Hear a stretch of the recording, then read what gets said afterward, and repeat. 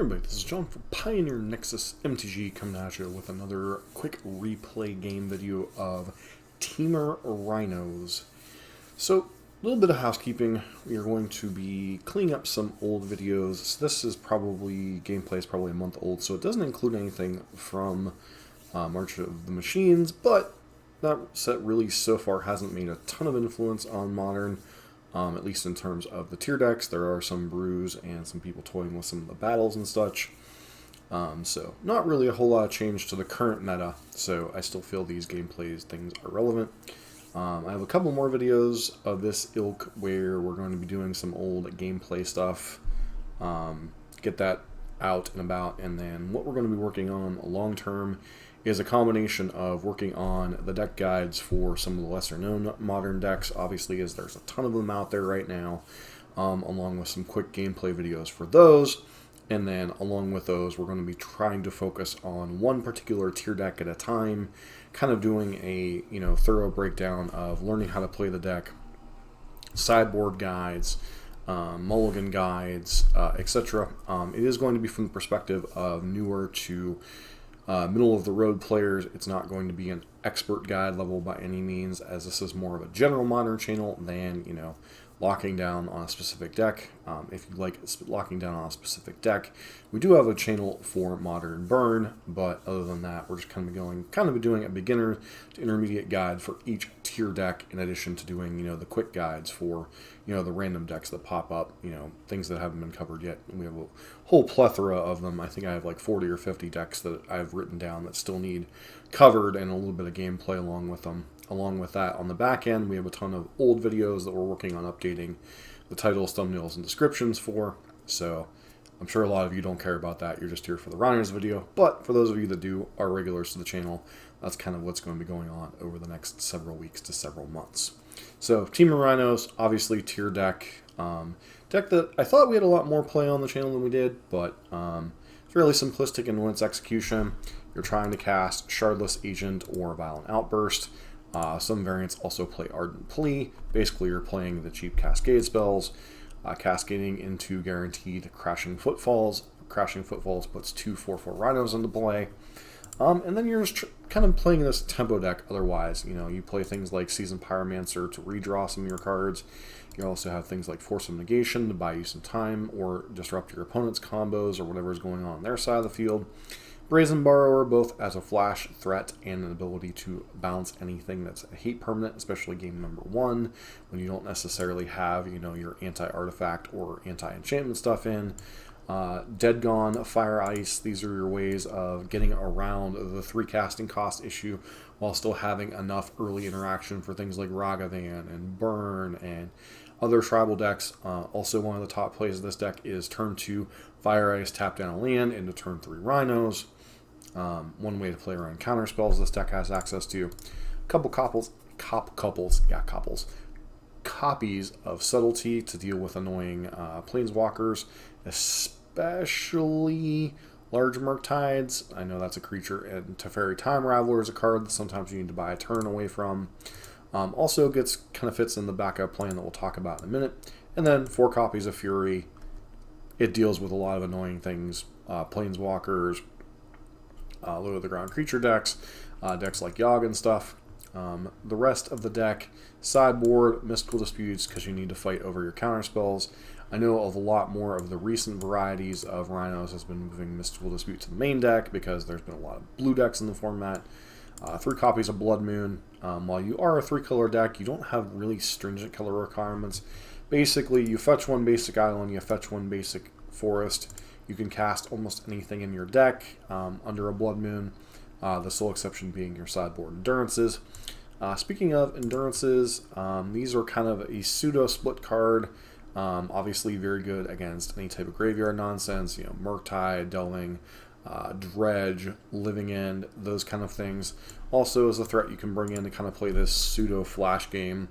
If your opponent's trying to play around Rhinos, maybe they're bringing in a bunch of Chalices, maybe they're bringing in a bunch of all these other different things, and you really don't have any prayer of resolving a Crashing Footfall, so you have this kind of endurance, Brazen Borrower, Subtlety kind of tempo plan to kind of beat down your opponent. Finally, Force of Vigor, opposing hate cards, basically Chalice, Void Mirror. You know, it doesn't hit Lavinia, but, you know, hits a lot of the artifact and enchantment versions. Also good against decks with Urza's Saga, so Hammer Time, Affinity, etc. Can also bring it in against decks like Tron and Amulet as well. So, pretty well-rounded version of the deck. We'll see how it does in a couple of League gameplay videos. Alright, we're back for our first match in this gameplay video. Taking a look at this opening hand. It doesn't really do much. You could certainly consider keeping this hand if you had a better idea of what matchup you're against, but without Rhinos and really much early pressure or interaction, this hand just feels like a mulligan. You can probably do better. This hand has Suspend, Crashing Footfalls, Brazen Borrower. Once again, you could also consider keeping this hand, especially on the draw, but I think we're going to go to 5.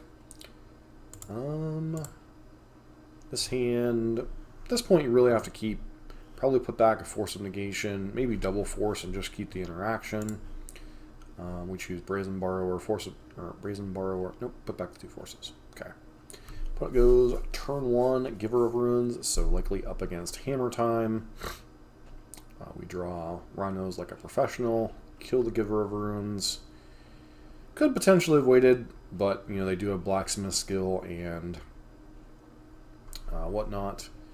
They get Colossus Hammer here, so we could potentially Fury here to just keep their creatures off the board, but it does feel like a bit of a waste. But they already have the Caldera in hand, so we'll let that resolve. Go ahead and bounce this to bounce the thing so we don't get hit with anything. Go ahead and Fury their stupid thing. This might not be the correct use of our resources, but I feel we just need to buy time. Opponent with a second copy of Stoneforge. They now have 2 hammers. We have a Force of Negation, but we really need to draw a 3rd land to hit our Cascaders. They have Sigarda's Aid. We have to force it here. They have Ginger Brute, putting in a hammer, hitting us for 2. We dead gone the Ginger Brute just because it can't be blocked under certain circumstances. Opponent has a hammer, they have a Pure Steel, and we're just dead. So, combination of maybe I expended too many resources with the Fury, plus a mulligan to 5, and never drawing a 3rd land equals very sad Temur Rhinos.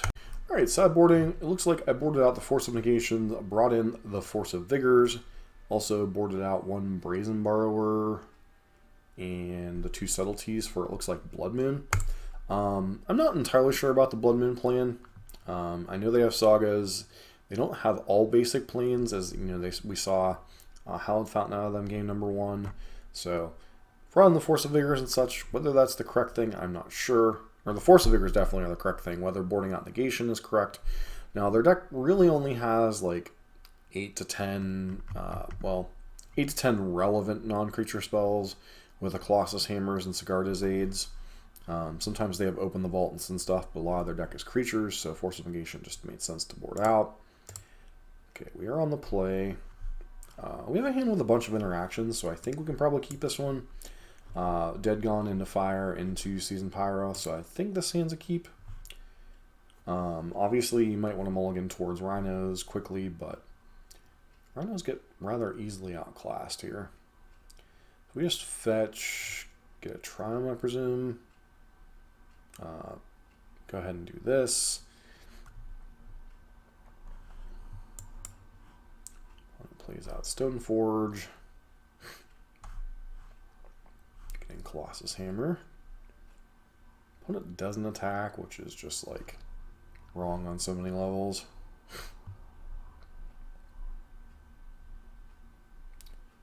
Go ahead and Season Pyro here. I don't think is the correct play, but probably should have Fire Ice this. They have a Caldera, of course they do. So if we would have killed this, we wouldn't have been, you know, behind the Caldera, which we should have known since they got Colossus Hammer that they likely had Caldera in hand. We're not winning this race by any means, but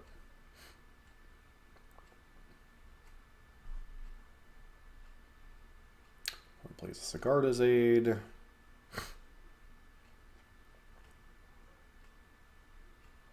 Plays a hammer, and we're just dead to this. I guess Force of Vigor we're not, but they had the Spell Pierce, so. Sometimes Hammer just sets up these no-win situations, but, you know, if I would have killed the Stoneforge instead of casting the Seasoned Pyro, maybe we would have been in a better shape. That said, we still would have been vulnerable to, or had to deal with Sigarda's Aid plus Hammer plus Spell Pierce somewhere down the line, so definitely a misplay, or potential misplay or missequencing on my part with the Stoneforge Mystic, but this is the danger of Hammer. They just put you in these unwinnable situations sometimes, and sometimes you just gotta learn to navigate them by playing a matchup. Alright, back here for our second match. And really, I mean, you have a lot of interaction, but not a whole lot going on in terms of pressure. And once again, we're a deck that really thrives on getting early pressure down. In some ways, Rhinos is not unlike Murktide in that, you know, yes, you can play these controlling hands, but you're really better off finding a hand with early pressure. This hand kind of fits that bill. Once again, we do need to draw the third land, but, you know, we have Brazen Borrower, plenty of interaction. So, turn 1 island, go. Usually snow-covered island means Murktide anymore. It used to mean blue-white control, but for some reason they've gone to playing islands. I don't know if it's just related to Ragavan hits or something. Not that there's too many decks that play snow-covered anything like Kodal or any of that anymore, but pass here. Opponent fetches on end step. Plays another Consider.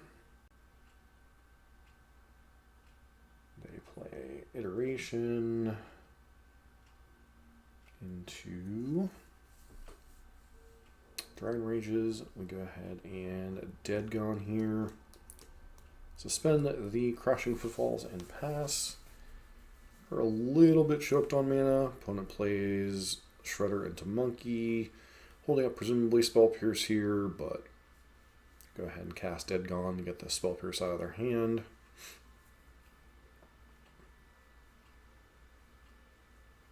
And then we top deck a land, get to cast Shardless Agent here. Opponent does get to grow their Ledger Shredder, but at least Monkey will be largely blanked. They did not. They pitched another land. So, opponent expressively iterates. Casts yet another Ledger Shredder. Pitching another Monkey. They pass.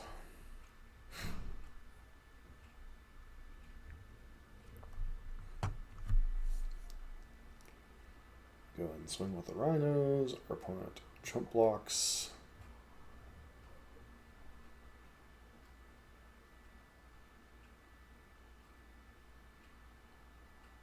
Petty Theft to bounce their Ledger Shredder here. Fire Ice to kill their thing. They still get a Rhino, but they now no longer have a board.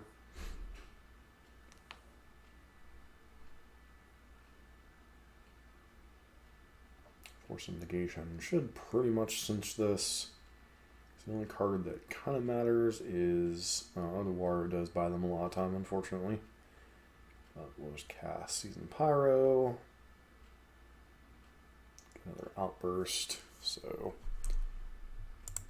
this game is pretty much on cruise control. They have Ledger Shredder out. And to consider. So even if they have a counter spell for this, they're just basically dead.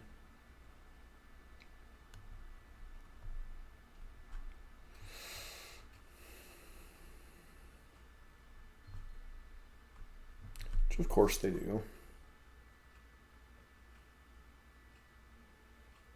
Go ahead and swing here.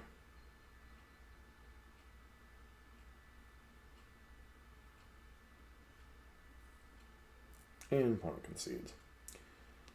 So, a lot of different things we could have done. We could have outburst in response, dealt them even more damage. Could have tried to bounce this, could have cast the Brazen Borrower. So many other game plans we could have taken here, but I think really just attacking in was the better idea, and then the opponent's just in a lot of trouble. So anyways, on to game number 2.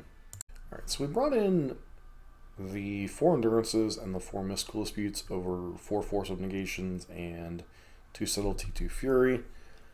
Fury you could argue about leaving in, but we already have a ton of early interaction for their little idiots with Dead Gone, Fire Ice, Endurance also being pretty relevant against it, so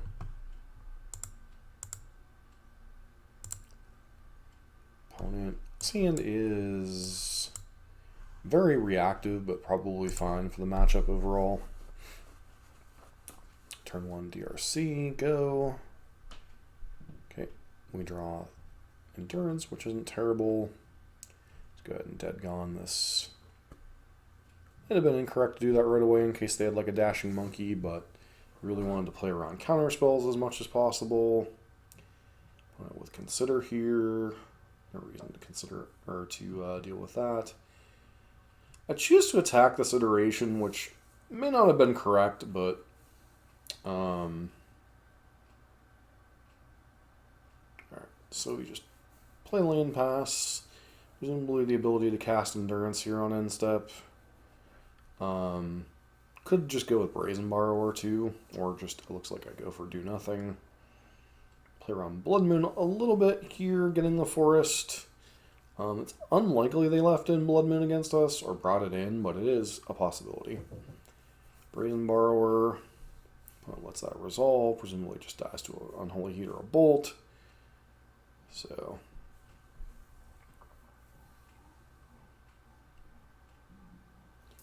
opponent plays EE on 0, which not really relevant against our hand right now. Endurance draws out a counterspell. Gemstone Cavern, no reason really to cast Fury. Opponent's going to have a quick Tide Region here with possible counterspell backup. And tap down their land, draw a Shardless Agent. So go ahead and play Shardless here. I guess we play Spyro, which... oh. I guess it doesn't make a ton of sense to put that into play because of the Engineered Explosives going on. So I guess we're going to try to tap down the Murktide region here. Opponent Spell Pierces that, which is fine. Opponent hits us for 7. Plays Ledger Shredder. Go ahead and cast the Fury to deal with the Ledger Shredder.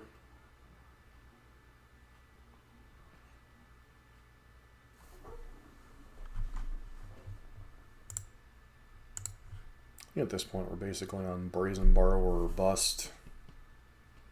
So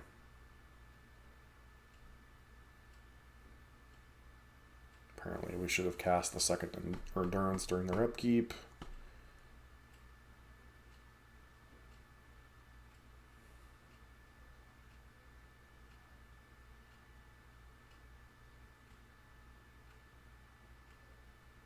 Crack that once again, looking for Brazen Borrower, and we just concede as we're dead to the big Murktide. Right, game number 3, I presume sideboarding is the same. Yep, so. Alright, this hand feels like it should be a keep, but back one of the lands. Play that. We have Dead Gone for early interaction plus early Rhinos.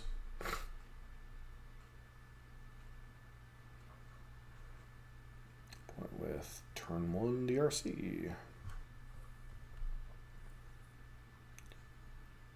Shock in to kill their thing. Endurance is a nice one to have. Opponent just misses their second land drop, basically guaranteeing that they're probably dead here. Let's go ahead and cast Shardless Agent, and the opponent concedes. So After kind of two hard-fought back-and-forth games, this one was a little bit of a want, but sometimes that, just like seeing us get stuck on 2 lands and dying to hammer, sometimes Murktide keeps a 1-lander and never gets there and just kind of gets run over, so sometimes that's magic. Alright, we're back here for our 3rd match. This seems pretty reasonable. We have Brazen Burrower for early interaction, enough mana to cast all of our spells, plus 2 Cascade spells, so seems like a pretty good place to be. Opponent goes turn 1, get Mirror's Garden. We just fetch up the Triumph, pass. It goes Farseek, so not entirely sure. Could be some type of Plains Matter deck, Emeria Skyfall, maybe an Elementals deck, just using a different acceleration package. We just put 10 power in play and say go. Looks like they are running Emeria into Knight of Autumn. Knight of Autumn putting some counters on itself. Now we just kind of get to play this tempo game where we get to bounce it, hit you for 10. And even if they have something like a Elish Norn, we just get to bounce it again. Opponent cast Knight of Autumn again. This time deciding to blow up. Sure. So it just dies to Dead Gone here potentially. Guess this is kind of a nifty situation where opponent gets to Ephemerate. I could have just killed it there in response if I would have been thinking with Dead Gone and then killed them with Violent Outburst. So definitely a punt there. I think we're so far ahead this game it doesn't particularly matter, but definitely poorly played. Okay, Violent Outburst and they concede.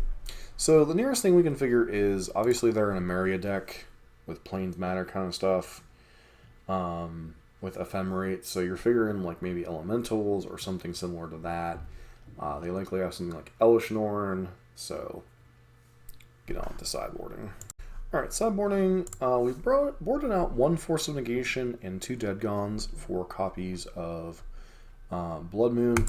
While they do have basic planes in their deck, obviously, they are seem to be like more of a trying to Plains Matter deck than just straight plains. So Blood Moon might get them a little bit. A lot of it just depends on what's going on with their deck. This hand, Gemstone Cavern, pitching, I guess, Dead Gone. But it does nothing and passes. We successfully skip through our turn, negating the entire Gemstone Cavern. So it could be casting Shardless Agent this turn if I hadn't basically skipped through my own first turn. So let's go ahead and cast Shardless Agent here. One could have like Hallowed Moonlight or something, but they just have nothing. So they have Solitude. What are they going to do? Solitude, Blink Solitude. Yep, we can't force them to negate it here, unfortunately, so they get to kill both for Rhinos, basically for free. But they do have to pitch a lot of their hand, so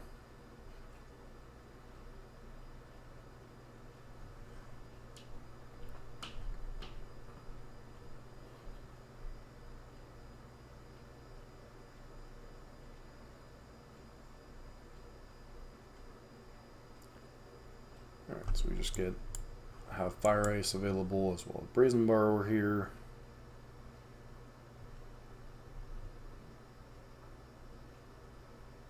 Let's go ahead and kill this. Shock that in. Gives us the ability to hold up Force of Negation plus Bounce or just whatever here. With an Elish Norn.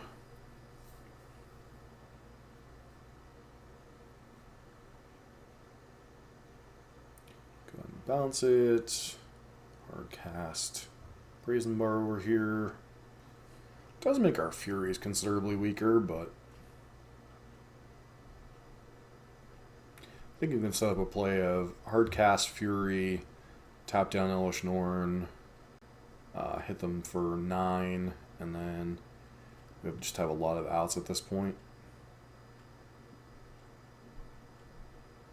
Hard cast the Yellow Shorn again.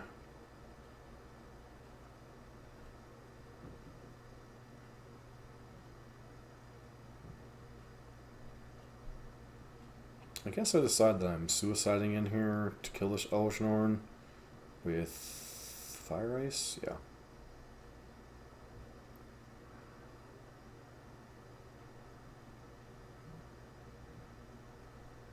Opponent could easily have another Solitude here, which looks like they're going to have. Yep.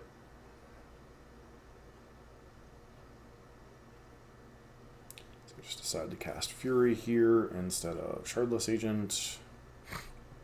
Just get that off the board while they don't have another Ephemerate in hand, which is unlikely given the fact they've already used 2 of them, but still best to play around things. Boseiju, decent one here. They hit them for a bunch of damage. Play out Shardless Agent, still get to hold up Force of Negation. And they should probably be about a wrap outside of something like a Verdict Effect. Teferi, we're just going to go ahead and counterspell that, and they concede. So, went with an interesting brew. Didn't see a ton out of them. We saw Knight of Autumn, Solitude, Elishnorn, and Ephemerate, as well as Teferi. So it looks like they're just like some type of Elementals or Blink deck with Elishnorn to kind of tie the whole thing together. I wouldn't be surprised if they're running something like Eldamari's Call. They use Farseek to accelerate. They could still easily be running Risen Reef as well. So definitely an interesting take on the Elementals deck, but you know, sometimes pressure plus disruption equals wins. So obviously, Rhino's one of the better decks in the format. A little bit more simplistic to play than Murktide Regent. That said, sometimes you don't have a lot of agency over your gameplay because you know you're not casting EIs and Considers and playing turn 1 Ragavans, but still turn 2 or turn 3 put 10 power into play, or turn 2 turn 3 Blood Moon, still pretty effective in a lot of matchups. Backing it up with Light Permission, bounce spells, early burn for creatures. Generally a pretty good recipe for success, and definitely why. Temur Rhinos is one of the better decks in the format. If you like modern content, don't forget to like, comment, subscribe, and hope to see you in our next video.